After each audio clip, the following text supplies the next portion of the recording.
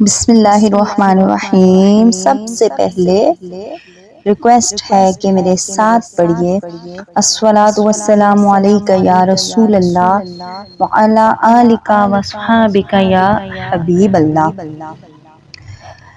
اب ہم اس درود شریف جو ہم نے پڑھا ہے، ہم فضیلت سن لیتے ہیں کہ جو ہم درود شریف پڑھتے ہیں تو اس کا ثواب ہمیں کتنا ملتا ہے اور کیسے ملتا ہے۔ رسول اللہ صلی اللہ علیہ وآلہ وسلم نے ارشاد فرمایا کہ قیامت کے روز اللہ کریم کے عرش کے سوا کوئی سایہ نہیں ہوگا۔ 3 شخص اللہ پاک کے عرش کے سائے میں ہوں گے۔ 1 وہ شخص جو میری امتی کی پریشانی دور کرے۔ 2 میری سنت کو زندہ کرنے والا۔ 3 مجھ پر کثرت سے درود شریف پڑھنے والا۔ تو پیاری پیاری وائٹی فیملی، السلام علیکم، کیا حال ہے جی؟ امید کرتی ہوں کہ آپ سب ٹھیک ہوں گے، خیر و عافیت سے ہوں گے۔ تو اب مجھے بتائیں بھئی کس نے دوسرے کی مدد کر کے پریشانی دور کرنی ہے، پھر ہمیں انشاءاللہ عز و جل اللہ پاک اس دن جس دن کوئی سایہ نہیں ہوگا، سورج سوا نیزے پہ ہوگا، اللہ پاک ہمیں عرش کے سائے میں جگہ عطا فرمائے گا۔ تو اس لیے ہم نے یہ تینوں باتیں انشاءاللہ پوری کرنی ہے۔ ہم نے دوسروں کی پریشانی بھی دور کرنی ہے، پیارے آقا صلی اللہ علیہ وسلم کی سنت کو زندہ بھی کرنا ہے اور کثرت سے درود شریف بھی پڑھنا ہے۔ اچھا، آج کی بیان ہے ہمارا۔ آج کے بیان کا موضوع ہے عبادت میں لذت کیسے حاصل ہو۔ تو پیاری سپائٹی فیملی، یہ بات تو بالکل سچ ہے کہ ہم جب عبادتیں کرنے لگتے ہیں ہماری عبادت میں کوئی لذت نہیں۔ اللہ پاک معاف کرے، نماز بھی اسی انج پڑھنی ہونی جن نہ پیچھے کوڑے لگے پہ انج چھتی نہ پڑھ لینی۔ اور اگر ہم نماز پہ کھڑے ہوں گے ہمیں دنیا کے خیال ستانے لگ جائیں گے، جی اے ہانڈی چ پکانا ہے، بچیاں واسطے کی پکانا ہے، ہسبینڈ نوں کی دینا ہے، فلانے رشتہ دار دی برائی کس طرح کرنی ہے۔ مطلب یہ باتیں سوچ کے نہ ہماری عبادتوں میں لذت نہیں ہے، بالکل نہیں ہے۔ اللہ کریم ہم سب کو ایسی عبادت کرنے کی توفیق دے جس میں لذت ہو۔ آئے ہم اس سلسلے میں نہ ایک واقعہ سنتے ہیں۔ سلسلہ عالیہ قادریہ رضویہ کی عظیم بزرگ حضرت سیدنا معروف کرخی رحمۃ اللہ تعالی کے پاس ایک شخص حاضر ہوا اور عرض کی، میں نے اس رات عجیب چیز دیکھی ہے۔ آپ نے پوچھا کیا؟ عرض کی، میرے گھر والوں کو مچھلی کھانے کی خواہش ہوئی اور میں بازار گیا، مچھلی خرید کر ایک مزدور بچے کو ساتھ لیا کہ وہ مچھلی اٹھا کر گھر تک میرے ساتھ چلے۔ چنانچہ وہ میرے ساتھ چل پڑا۔ راستے میں جب اس نے ظہر کی اذان سنی تو مجھے کہا، اے محترم، کیا آپ نماز نہیں پڑھیں گے؟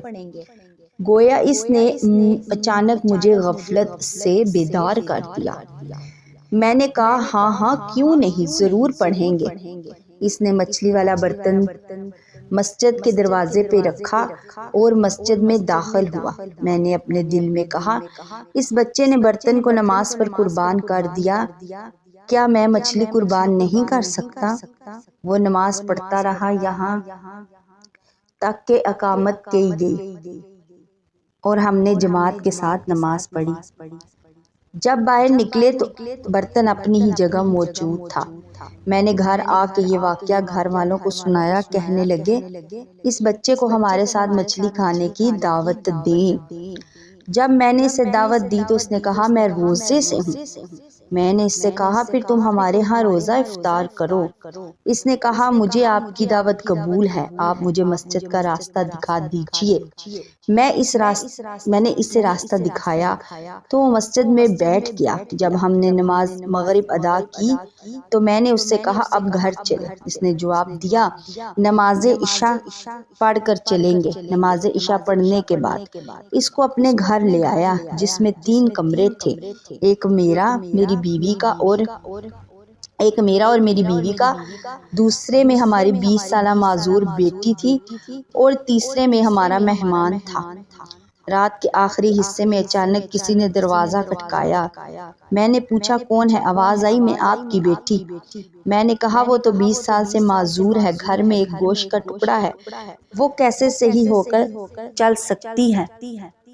یہ سن کر وہ کہنے لگی میں آپ کی وہی بیٹی ہوں، آپ دروازہ تو کھولیں۔ جب میں نے دروازہ کھول کے دیکھا تو بالکل صحیح کھڑی تھی۔ میں نے اس سے پوچھا ہمیں بتاؤ تم کیسے شفا یاب ہوئی؟ اس نے بتایا کہ میں نے آپ کو اس مہمان کی بھلائی کے ساتھ ذکر کرتے ہوئے سنا، میرے دل میں یہ بات آئی کہ میں اللہ کی بارگاہ میں اس کا وسیلہ پیش کروں، وہ میری تکلیف دور کرے، لہٰذا میں نے عرض کی یا اللہ تیری بارگاہ میں ہمارے اس مہمان کی عظمت کا صدقہ میری تکلیف دور فرما، مجھے عافیت عطا فرما۔ یہ دعا کرتے ہی میں سیدھی کھڑی ہو گئی جیسا کہ اب مجھے دیکھ رہے ہیں۔ یہ سن کر میں اپنے مہمان کی طرف گیا تو وہ گھر میں نہ تھا، دروازے پر آیا تو وہ بھی بند تھا۔ یہ سننے کے بعد حضرت سیدنا معروف کرخی نے ارشاد فرمایا واقعی اولیاء کرام ہیں، اولیاء اکرام رحمت اللہ تعالیٰ میں چھوٹے بڑے سبھی ہوتے ہیں۔ میری پیاری پیاری بہنوں، بیان کردہ حقائق سے جہاں یہ ہمیں پتہ چلتا ہے کہ نیک لوگوں کے وسیلے سے مانگی جانے والی دعائیں قبول ہوتی ہیں، وہیں اس بچے کا ذوق نماز اور شوق عبادت بھی معلوم ہوا کہ اس نے اپنے کام کاج چھوڑ کر نماز کو ترجیح دی اور اذان کے سنتے ہی نہ صرف خود نماز کے لیے مسجد میں گیا بلکہ اس شخص کو بھی دعوت دی اور لے گیا۔ افسوس ہے جیسے جیسے ہم زمانہ رسالت سے دور ہوتے جا رہے ہیں، نمازوں کے معاملے میں ہماری سستیاں بڑھتی جا رہی ہیں۔ آج ہمارے کانوں میں بھی اذان کی آواز آتی ہے مگر ہم اپنے کام کاج کی مصروفیات اور سستی کی وجہ سے نماز قضا کر ڈالتے ہیں، جبکہ گناہ کرنے کے لیے ہماری سستی فوراً چستی میں بدل جاتی ہے۔ بعض تو ایسے بھی ہیں کئی مہینوں تک جان بوجھ کر نماز نہیں پڑھتے، اگر کوئی ان کو کہے بھی تو کہتے ہیں انشاءاللہ اگلے جمعے سے دوبارہ نمازیں شروع کریں گے یا رمضان سے پڑھیں گے۔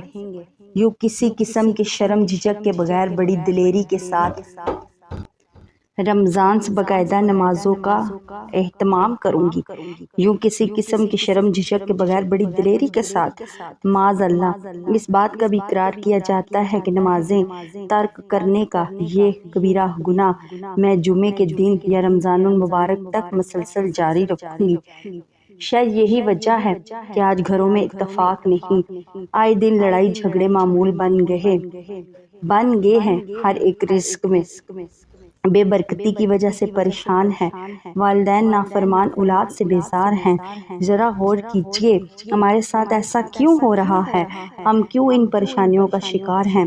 شاید اس کی وجہ یہ ہے کہ آج ہم نے اللہ پاک اور اس کے رسول صلی اللہ علیہ وآلہ وسلم کے فرامین پر عمل کرنا چھوڑ دیا، دن رات ان کی نافرمانی والے کام میں مشغول ہیں۔ اگر ہم خود نمازوں سے دور ہیں اور اپنے بچوں کو بھی نماز کی ترغیب نہیں دلائیں گے تو یاد رکھیے آئے دن ہم انہی پریشانیوں کا سامنا رہے گا۔ بے شک ایسا ہی ہے، ہمیں ہر ٹائم اپنے گناہوں کے بارے میں سوچتے رہنا چاہیے۔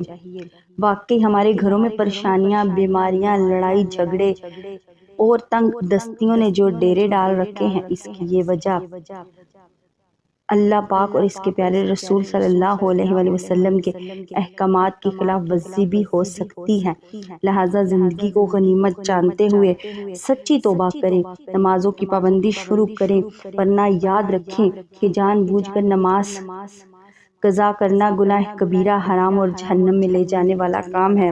اللہ پاک پارہ 16 سورہ مریم کی آیت نمبر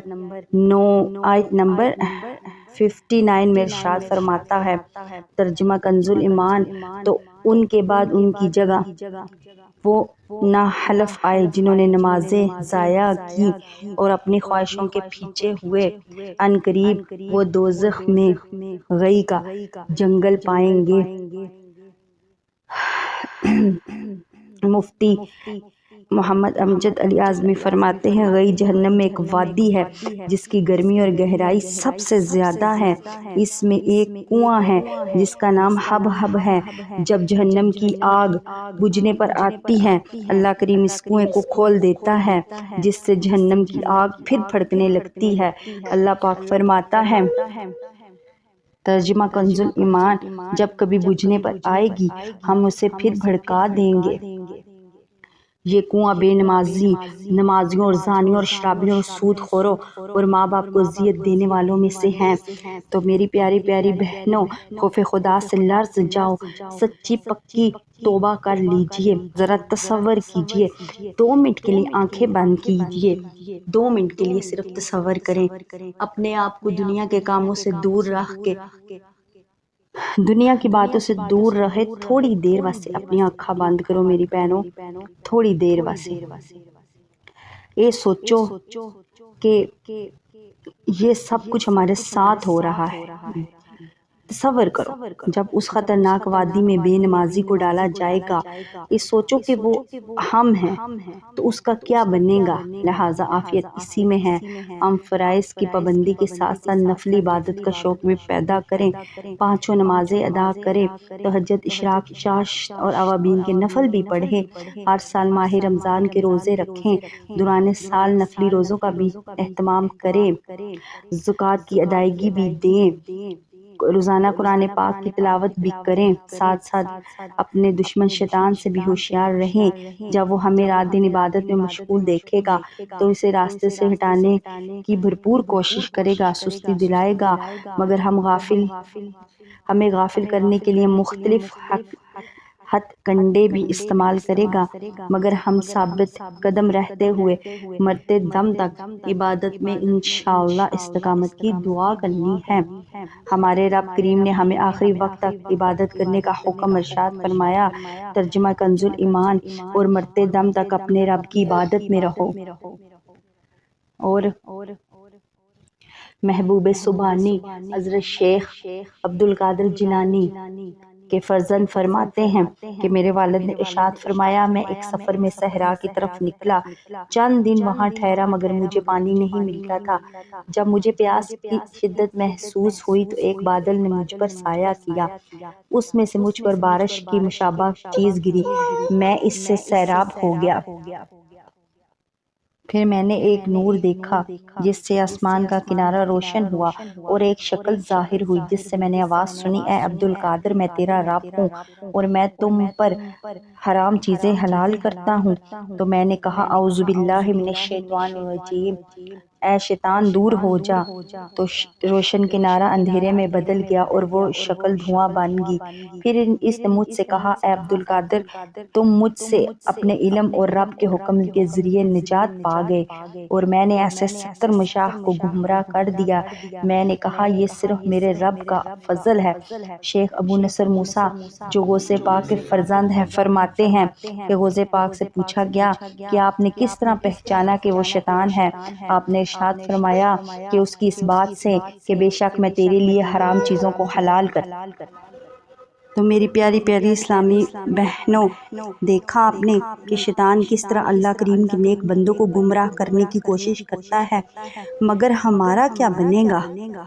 ایک تو ہم عبادت کرتے نہیں، اگر کوئی نیک عمل کر لے تو پھولے نہیں سماتے، جب تک دوسروں کے سامنے اپنی نیک نامی کا اظہار نہ کریں کسی پل چین نہیں آتا، دوسروں سے بہتر تصور کرتے ہوئے خود کو نیک پرہیزگار سمجھنے لگتی ہیں۔ یاد رکھیے، شیطان نے ہزاروں سال عبادت کی مگر صرف تکبر اور اللہ پاک کے حکم کی نافرمانی کی وجہ سے اس کے برسوں کی عبادت بیکار گئی، ہزاروں سال کی ریاستیں پامال ہوئیں، ذلت رسوائی اس کا مقدر بنی، ہمیشہ ہمیشہ کے لیے لعنت کا طوق اس کے گلے میں پڑا اور ایمان سے ہاتھ دھو کر ہمیشہ کے لیے عذاب نار کا حقدار بنا۔ ہم تو نہ جانے کتنے دن میں کتنی مرتبہ اپنے رب کی نافرمانی کرتے ہیں، دن بھر گناہوں کا سلسلہ جاری رہتا ہے، نفلی عبادت تو کیا فرضی عبادت بھی نہیں کرتے ہم، حالانکہ ہماری تو پیدائش کا مقصد ہی رب کریم کی عبادت کرنا ہے، جیسے پارہ 27 سورہ الزاریات آیت نمبر 56 میں ارشاد باری ہے۔ ترجمہ کنز ایمان، اور میں نے جن اور آدمی اتنے اس لیے بنائے کہ میری بندگی کرے۔ اسی طرح پارہ 29 سورۃ الملک آیت نمبر 2 میں اس مقصد کو یوں بیان کیا گیا، ترجمہ کنز ایمان، اور جس نے موت اور زندگی پیدا کی تمہاری جانچ ہو تم کس کا کام زیادہ اچھا ہے۔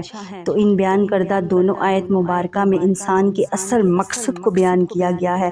اس مقصد میں کامیابی کے لیے انسان کو اس دنیا میں بہت مختصر وقت کے لیے بھیجا ہے۔ اس وقت میں قبر حشر کے طویل ترین معاملات کی تیاری کرنی ہے، لہٰذا اس وقت کو غنیمت جانتے ہوئے قبر حشر کی تیاری میں مشغول ہوئیں، زندگی کا کوئی بھی لمحہ فضولیات میں نہ برباد کریں، عبادت، ریاضت، قرآن پاک اور ذکر میں گزاریں، کیونکہ ہمیں نہیں معلوم کہ ہم نے کب تک زندہ رہنا ہے یا موت کی نیند ہمیں سلا دیا جائے گا۔ سرکار صلی اللہ علیہ وسلم نے فرمایا